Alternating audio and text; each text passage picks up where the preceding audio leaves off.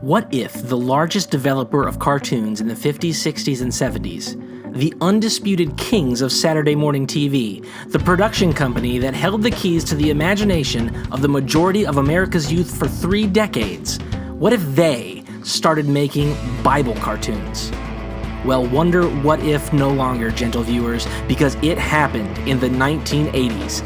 This is the history of Hanna-Barbera's The Greatest Adventures Stories from the Bible series. If the name Hanna-Barbera sounds familiar to you, well, frankly, it should.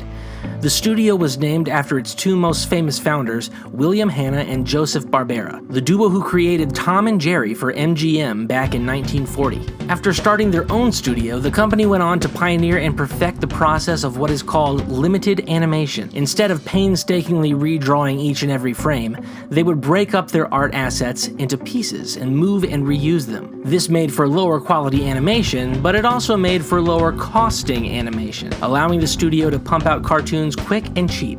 And pump they did, going on to make some of the most popular and beloved cartoons from the second half of the 20th century, including but not limited to the Flintstones, the Jetsons, Yogi Bear, Johnny Quest, Scooby-Doo, the Super Friends, the Smurfs, Dexter's Lab, and the Powerpuff Girls. And now, they would turn their cartoon-making skills toward bringing stories from the Bible to television screens across America. But the question is, why the Bible? I was unable to dig up any concrete facts about the personal beliefs of the 2 Hanna-Barbera founders, but in an article from the time of the Bible series production, Barbera credited Sister Mary Nicholas of Holy Innocents School in Brooklyn, New York, with noting his skill at drawing. She encouraged his talent by having him copy Bible scenes, such as Jesus' triumphal entry into Jerusalem, from a picture book onto a blackboard. Barbera had originally conceived the idea for this show some 17 years prior to production, but couldn't find any support for the project. But in the 80s, a spiritual revival had taken root, sending church attendance records higher than they had been in years, an atmosphere which Barbera also credited to the successful launch of the series. Cartoons are the only way to acquaint today's children with Bible themes, Barbera said at the time. Kids aren't reading books anymore, including the Bible. We hope they can learn Bible themes through pictures and action. Our basic thrust will be entertainment, but we'll also give moral messages underneath it. I wish they had shown one of our films when I was in Sunday school. In Joe Barbera's head, it all sounded like a great idea, but there was one problem. No one wanted to air or fund the series. As previously stated, Barbera had tried and failed to start the series 17 years prior on one of the 3 major networks. They felt there wasn't an audience, Barbera said, to which he retorted, "Do you want action? Do you want murder? Do you want drowning a whole cavalry in the Red Sea? Do you want somebody sleeping in the den with lions and you throw them in it? What do you want? You want one brother killing another brother? What do you want? Do you want building the biggest ship in the world and floating it out and putting animals in it? You got everything." But that wasn't good enough for the networks. I guess they were afraid the shows could turn out ponderous and preachy, but we've tried to avoid that.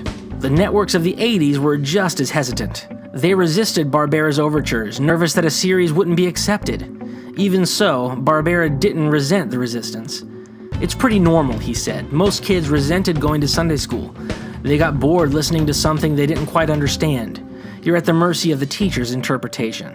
However, one company did have faith in the series, pardon the pun, or maybe just faith in Joe Barbera. Finally, one day, the president of Taft was there, and he said, "Why don't we do it?" Taft Entertainment, which owned Hanna-Barbera, backed the effort to the tune of $2.5 million. So the series was funded, but Hanna-Barbera still didn't have anywhere to air it. So they opted for a bold new release strategy. They would release their new Bible series directly to the brand new market of home video. The vast majority of video releases at the time sported content that had previously aired in theaters or on cable television before being made available on video cassettes. Without that prior audience awareness, Hanna-Barbera's Bible series required an intensive marketing campaign. One article records that a summer shortly after the first releases, Hanna-Barbera sent out more than 1 million pieces of mail advertising the series. A round of showings at publishers' conventions in 1986 numbered advance sales up to 350,000 tapes. The 30-minute cassettes would be sold through bookstores, both religious and secular, and to schools and churches for approximately $20 retail. The company called this bold gamble, at the time, the largest original video programming venture. But why gamble in the first place? What made this series so special that the studio chose to carry on and push through despite so much resistance? I don't want to sound preachy, Barbera said to secular reporters, but whenever there is a belief in God and an understanding of His messages, it produces a better kind of person, one that respects other people. Taking a cue from modern animated series of the time, including some of their own work like the Smurfs, Hanna-Barbera's famous limited animation was forsaken for a smoother and more detailed classical method. The series showed more painstaking art and motion. Faces were expressive and the characters gestured frequently. Barbera said that much of the cartoon's look was, in fact, copied from Cecil B. DeMille's The Ten Commandments film and other Bible epics. Artists also consulted a picture Bible, books on the ancient Middle East, and contemporary pictures of the Holy Land by a Japanese photographer. Barbera also hired a trio of religious advisors, a priest, a minister, and a rabbi. Episcopalian, a Catholic, a rabbi, a fundamentalist, one other one, at least 5 of them. To ensure that the stories remained faithful to their source. And we stuck very close to the Bible and the Word. We never changed it. We stuck very close to it. One little thing that I would add, when I didn't know was ark. So what I put in, when it rocked, you'd see all the, like the cattle and the rhinoceros or whatever, slide across this room.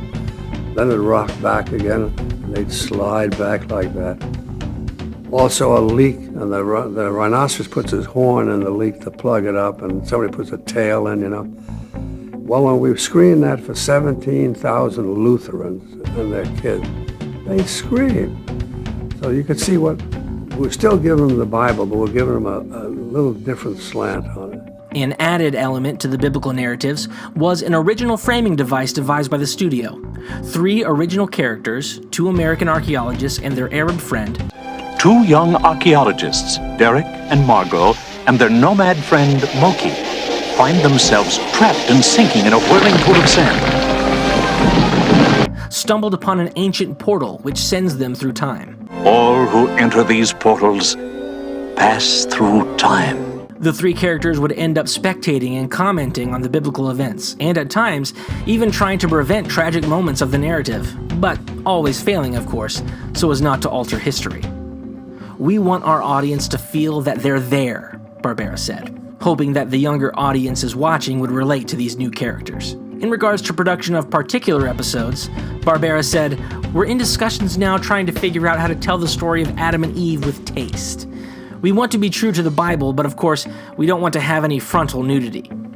That being said, the creation episode does feature rear nudity and cuts it much closer in censoring the famous couple's sensitive areas than other series do. Still, Hanna-Barbera's creation episode is, in my opinion, truly excellent and remains my personal favorite depiction of that story in any medium. The video series released from 1985 to 1992. Turner Home Entertainment continued production after they bought Hanna-Barbera in 1991. A total of 13 video cassettes were released, each containing 1 episode, which included the stories of creation and the fall of man, Noah's Ark, Joseph and his brothers, Moses and the Exodus, Joshua and the Battle of Jericho, Samson and Delilah, David versus Goliath, Jonah, the Nativity, the miracles of Jesus, and the Easter story. Something else that sets The Greatest Adventures apart from its animated Bible contemporaries is the phenomenal voice cast recruited for the show, likely taking advantage of the studio's many Hollywood connections. Voices such as Rob Paulsen, playing Moki, one of the 3 main characters, Darlene Carr as the main character Margot, Ed Asner as Joshua, Robbie Benson as David, Peter Cullen as the King of Nineveh and Noah's son Japheth, the legendary Tim Curry as the Serpent and Judas, Tony Jay as Caiaphas, James Earl Jones as Pharaoh, and Vincent Price as King Herod. Greatest Adventures, stories from the Bible, were seen by millions of children in churches and homes across the nation, and can surely still be found lingering in many a church library. The series is now available for purchase digitally in its entirety on the Apple Store.